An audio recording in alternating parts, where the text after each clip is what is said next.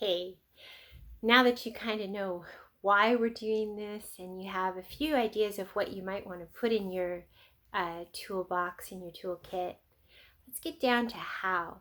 Because really, there are, I was about to say an infinite, I don't know if it's an infinite, a lot of different ways that you can go about trying to fill this box. And there's a lot of different things you can do to ground yourself. At the end of the day, though, it's highly personal. A lot of things will work, but what will work best for you? And what do you have access to? And what really strikes you as being something that is most helpful? An example of this is, let's start with the sensory. Like I said before, I'm really, really activated by smell.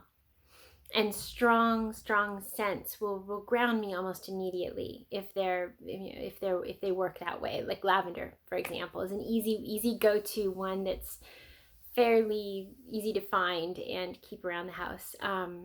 It's an easy one for me to go to. I am absolutely not perturbed or upset by sound. I know some people are. They're highly sensitized to sound, so that's where they might want to focus. Um, Other people are really, really bothered by touch.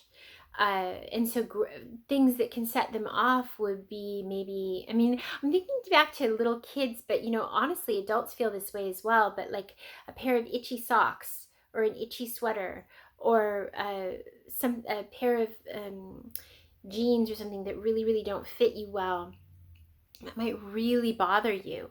And so the counter to that is to make sure you're in loose fitting, good clothes that you really, really enjoy. And then maybe for you, the flaxseed bucket. Like get yourself a small bucket, fill it with flax seeds or rice, and just dig your hands in to kind of remind yourself of how good that feels.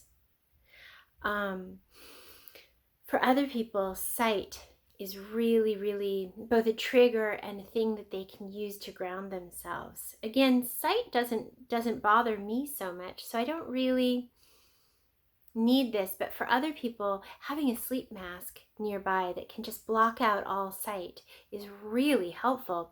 You're immediately grounded, right? And reminding yourself that you can go to a room, hopefully, with natural lighting or something like that. Or just making sure that you have one wall that has that's freshly painted, let's say, and has a painting hung on it that reminds you of something beautiful, or for you maybe a picture of somebody that you really love hung perfectly on that, not perfectly, but hung well on that wall, so that you can just remember, look at that wall, bam, grounded. So those are some sensory ideas. Other people, another really important place to start with the how is your vagus nerve. Like I mentioned before, there's a lot of research into the vagus nerve now. It's part of that whole brain gut connection thing, and it's a lot of it has to do with resetting your nervous system and stuff like that. Bottom line, if you can it's called activating. If you can activate your vagus nerve, you can have a whole host of benefits. This one starts with your breath. The most simple and often really effective method for activating your vagus nerve is simply deep, slow breathing. I tend to be drawn to a breath set that is maybe you count a count of 4 in, and then you hold, and then out for 8.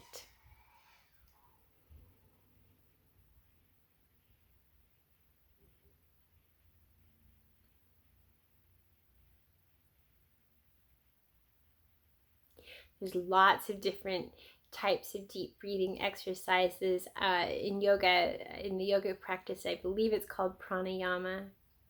But if you find a breathing exercise that works well for you, that should be your starting point.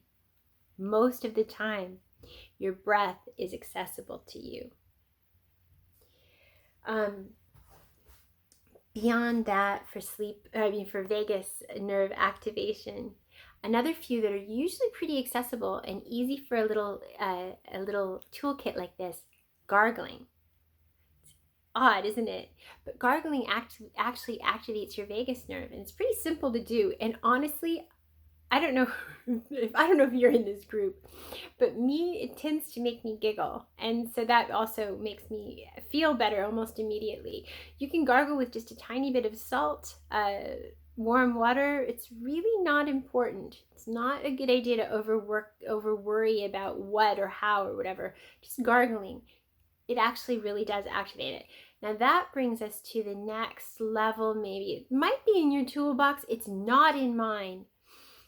Similar to gargling, chanting or singing is a really good way to activate your vagus nerve. I personally, actually there's a few songs, and if I'm in the car alone, yeah, I'll sing. But I'm not a person who goes to singing right away. But if singing is something that really, really speaks to you, singing is a great way to activate your vagus nerve. Similar to that, and a lot easier for me to access, is laughing. Now, you'd think it's a funny one with laughing, right? Often when you're feeling really overwhelmed and under a lot of stress or deeply grieving, or you've just been hit with a lot of bad news, it seems pretty inappropriate to laugh, and I understand that. So again, this is something that might be in your toolkit, and it might not, and that's okay. Again, it's really similar. The singing, the laughing, and the gargling, all quite similar ways to activate your vagus nerve. So whatever works best for you. Laughing is my proven one. I don't have a problem with it. Often, honestly, what I'll do is have some comedy sketches just sort of on my playlist that I just go to, and I know they're going to make me laugh. So I've never been one to be able to just laugh without having a comedy sketch to look at or something funny at my disposal. Some people can actually start just laughing, like saying the words ha ha ha ha ha. Actually, it does work. Who am I kidding? It's odd, but it works. So laughing and gargling and chanting or singing are all ways to activate your vagus nerve that are pretty accessible. Again, breathing is probably the most accessible, but those three things are also pretty accessible. There are a few other ways to activate your vagus nerves. I'm just looking through my list, and all of the other ones, generally speaking, require a kind of next level readiness. One that might be accessible to you and might work for you, especially if you're very if your sensory mechanism is touch, if you're very sensitized to that, is cold. Taking a cold shower or a cold bath, or even in a pinch, just holding onto an ice cube. It can work for some people really quickly and really well. Those are just some ideas for vagus nerve activation. Another one that I think is really important to start putting into your toolkit are things that will help your sleep hygiene. I don't know why I don't really like that word, but it's pretty appropriate in this case. It's in your in your first aid kit for your emotional well-being.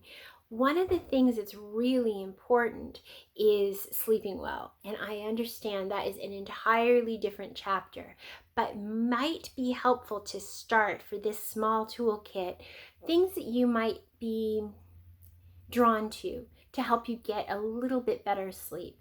For me, easily, I do have earplugs, a sleep mask, lavender oil, things I've probably already mentioned, lavender oil, calcium magnesium mix. It's really important to get a high quality one, but that mix of potassium, calcium, and magnesium can be really important, especially as we age. I also, placebo effect, whatever, I love a warm glass of milk. And that's really a thing that I keep in my toolkit for times when I really need to calm and have a good night's sleep. So that is another area that you can start to think about to help you get to a place of balance and calm, relief, and pleasure. Last is movement. This does not have to be running a marathon. In fact, one of the main things in terms of emotional well-being for exercise or movement is knowing what's right for you, not overdoing it at all. And again, I'm talking about the emotional effects here, not the physical effects of exercise. I mean, they're related, but for me, for example, it really depends on the day and what I need. Sometimes slowing myself down so that I'm walking actually quite slowly that day is really important and helpful. Other days, absolutely, a fast run or fast walking can be really, really helpful. Other times, honestly, weightlifting for me. It did, honestly for me, and I think the reason I'm saying my thing is because it's very, very different for each person. And I think with movement, it varies day to day. Depending on what your day has brought you, you might need to just release something in a burst of energy. Other times, you may need to really, really let yourself calmly walk out a problem or something. But movement is another thing that's extreme. And actually, dance, Tai Chi, yoga, and those types of practices are also very, very helpful for some people to give them that grounding sense. So those are just a few of the hows. So I'll look through the written materials, please.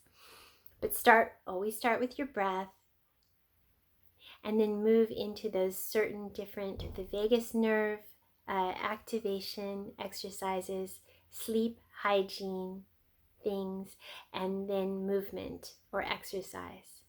And start building your toolkit. Looking forward.